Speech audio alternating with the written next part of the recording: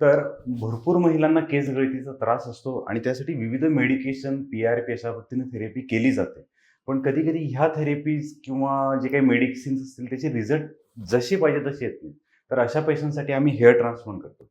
तर आता तुम्ही बघू शकता ह्या पेशंटनी मेडिसिन्स घेतलेले होते तरी त्यांना ॲडिक्वेट रिझल्ट मिळालेला नाही. त्यामुळे तुम्ही बघू शकता की इथला जो काही भांगाचा पार्ट आहे, त्या पार्टमध्ये थिनिंग खूप झालेलं आहे. तर आपण काय करणार आहे, की पाठीमागचे केस आहे तसे लांब काढून आपण ते इन्सर्ट करणार आहे. जसं नॉर्मल हेअर ट्रान्सप्लांट करतो तशा पद्धतीनं. पण ह्याचं वैशिष्ट्य असं आहे, की यावेळेला आपण शेव्हिंग न करता करणार आहे. त्याच्यामुळे ते जे काही ॲक्टिव्हिटीज असतील, काही असतील त्यासाठी लगेच जॉइन होऊ शकतात.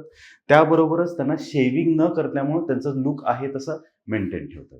तर अशा पद्धतीनं आपण ह्या पेशंटचं लाँग हेअर FUE केलेले होते. यांना फिमेल पॅटर्न हेअर लॉस होता. मेडिसिन काम करत नव्हते. तर यांच्या डोक्याच्या पाठीमागचे केस आपण आहे तसे काढून इथे पुढे लावलेले.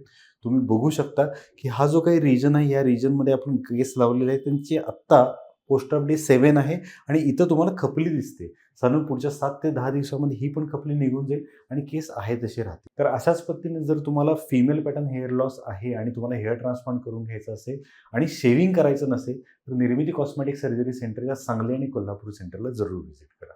धन्यवाद.